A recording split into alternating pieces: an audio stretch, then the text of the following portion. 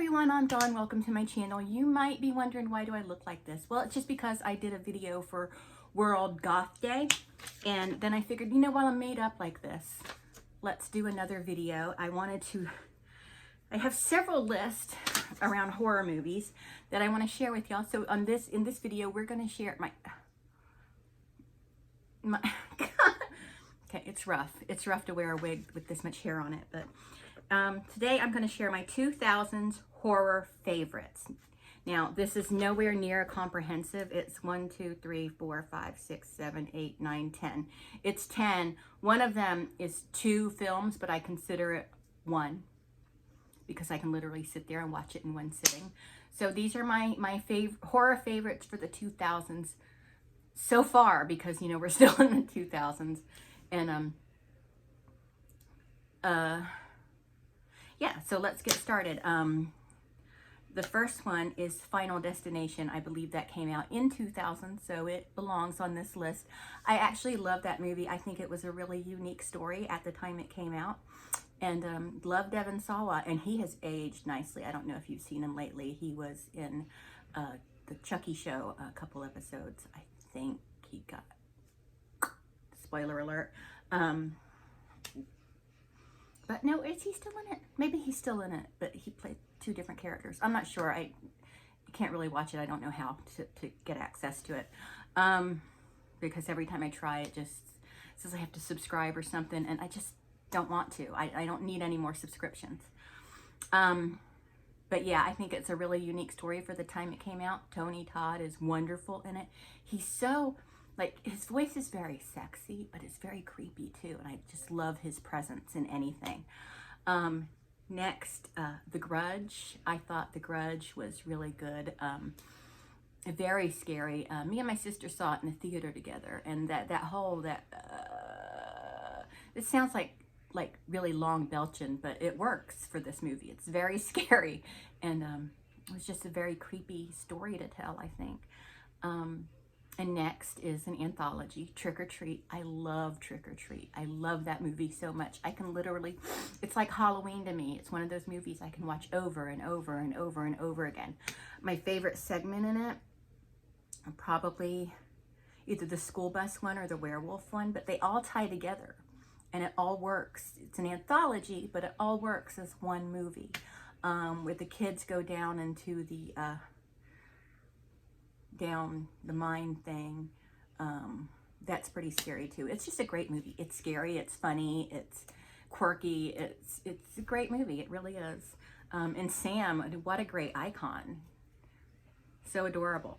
And then Jeepers Creepers. I thought, when I first saw that movie, I thought it was really scary. I still think it's scary, but it was one of the scariest movies I had ever seen. It reminded me, like in the 2000s. I mean, I know it came out pretty early in the 2000s, but it reminds me a lot of a movie my dad loved called Gargoyles, with, I believe, Jennifer Salt is in that movie. It's a really old movie, and it's, if you watch it now, it's stupid, but I was so excited when I was searching through Roku, just seeing what was going on. I saw Gargoyles on there and watched it because it was one of those movies. Me and my dad would always watch movies together. And when that movie would come on, he would scream for me, Dawn, Gargoyles is on.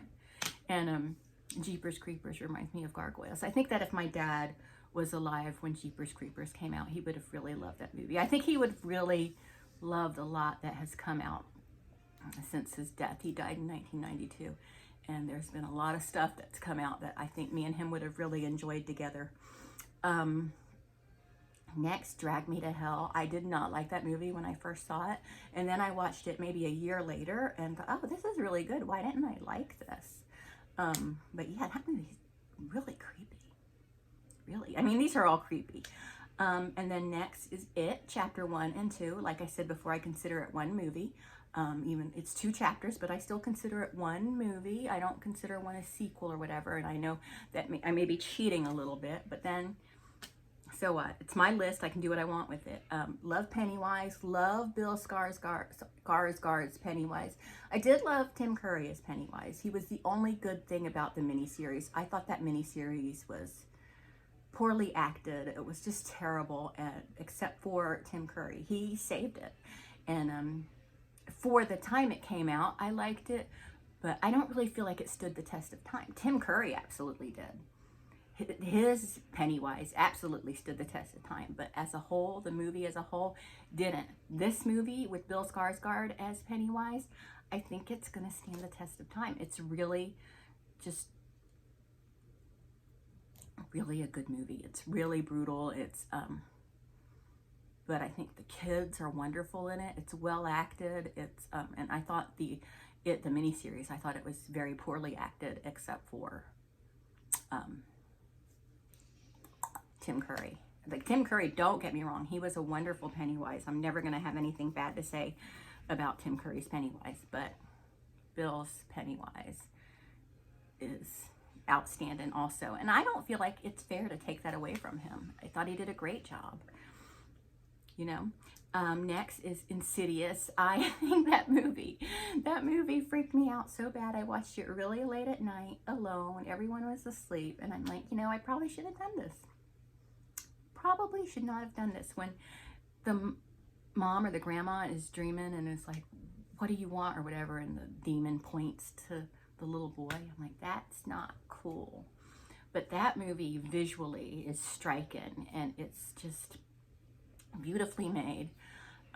Patrick Wilson is so great in these movies, but we have this ongoing joke with him, how in a lot of movies he's in, if something happens, he always goes, what?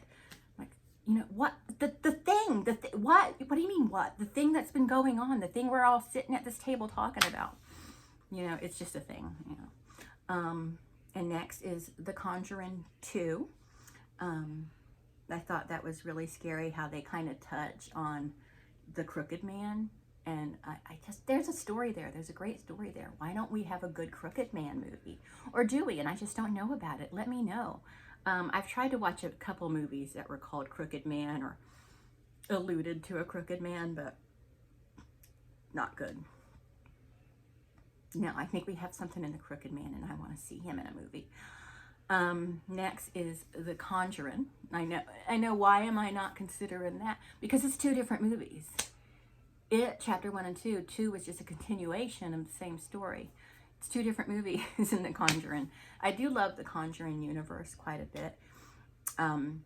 But yeah, The Conjuring is just, whenever I talk about horror, I'm probably almost always going to bring that movie up because it's so great. It's such a great movie.